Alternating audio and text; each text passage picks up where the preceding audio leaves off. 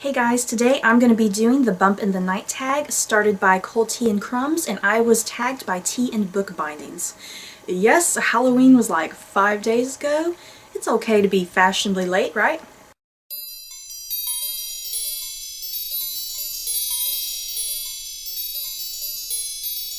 I know Halloween is come and gone, but I really wanted to film this tag, and I didn't want to sit and put it off and wait till like next Halloween and forget about it, because I'm sure there'll be another Halloween type of tag next year.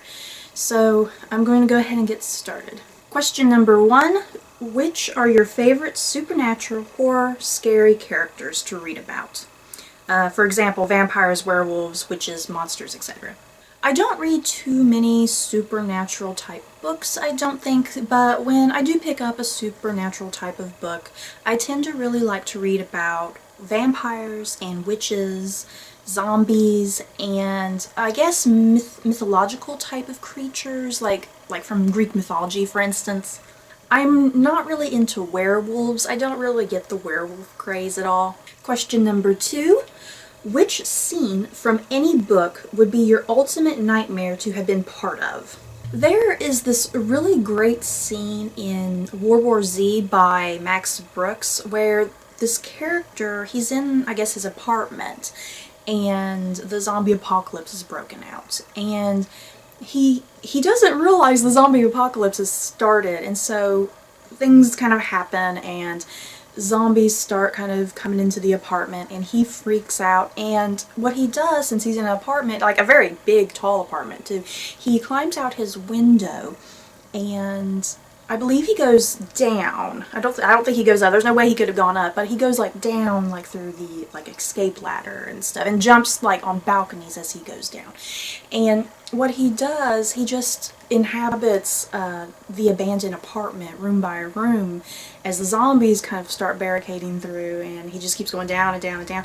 And it's really one of the most scariest parts of the book. Not only are the zombies attacking, and he's scared to half out of his mind, but he also has to navigate down the entire apartment over the course of several days. And I could just imagine myself, if zombies were attacking and I had to do the exact same thing, that I would be freaking out too, and I'd probably miss a step and just fall and not catch hold of the balcony at all. I'd be on the ground all splattered. Question number 3. If you could visit and explore any one scary or evil setting, which would you pick and why? That was pretty easy for me to pick. I picked the prison setting from Robert Kirkman's The Walking Dead series. The prison is just very atmospheric and really creepy, and you don't know what's around any corner. And not only is it a creepy place, but you never know when you're going to run into zombies, and then plus, around the prison itself are zombies. I don't know if I'd particularly want to explore. I think I'd want some man with me to explore with me. But I think it would still be a really interesting setting to kind of navigate. Question number 4. Which book was so frighteningly terrible that you almost fell asleep trying to finish it? I'm guessing the question means a book that was terrible, and just because you wanted to finish reading it and you almost fell asleep doing it. I guess that's what it's saying. I've never done that. I do finish books all the way through, but I don't think I've ever found myself falling asleep in the process. I mean, if I had to give a guess, you guys know that I hate Moby Dick. Question number 5. Name one book you wish you could pull certain pages out of and swap for other pages to make it better. And I kind of don't really have an answer for this one. Even when an ending of a book or certain parts of a book are not to my satisfaction, I still don't think I'd want to swap pages, because it's those pages that make the book what it is. So I guess a no for this question. Question number 6. If you could turn any bad or evil character into a good character, who would you pick and why? My first initial thought here was that villains are some of my favorite characters, not just in books, but in movies and television. And for some reason, I'm always drawn to the villainous characters, whether that be their bad boys or bad girls, or just anti-heroes in general. So I don't know if I can answer this question and say who I'd want to be a good character, because villains are so much fun to read about and watch. But if I had to pick somebody, I guess I would pick Voldemort from the Harry Potter series, because then that way nothing would have happened because of him. And Harry would still have his parents. And then the last part of this tag is a quick fire round. And the first question is favorite vampire. And I immediately picked Claudia from Anne Rice's Interview with the Vampire. It's just so interesting to see a child as a vampire. You don't see that too often in books. And she's just this little precocious, naughty little girl, and she's a vampire at the same time. So just imagine a little, like, 12-year-old as a vampire, and it's 10 times worse than an adult, I think.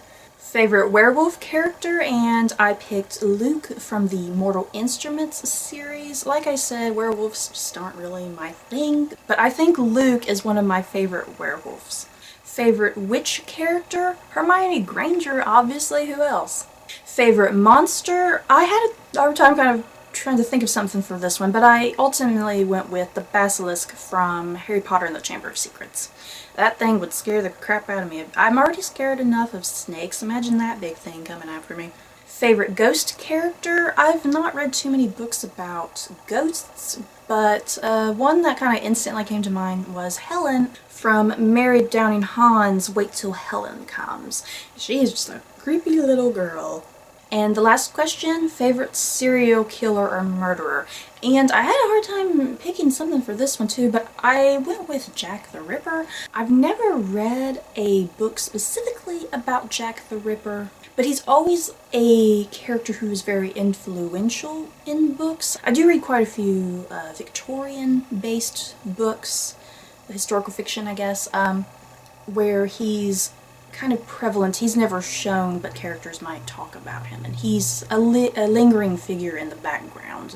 I did read these interesting Titanic books that were wrote for children by Gordon Corman, and Jack the Ripper is, this might be a tiny bit of a spoiler, but Jack the Ripper is on the Titanic, and those are very interesting.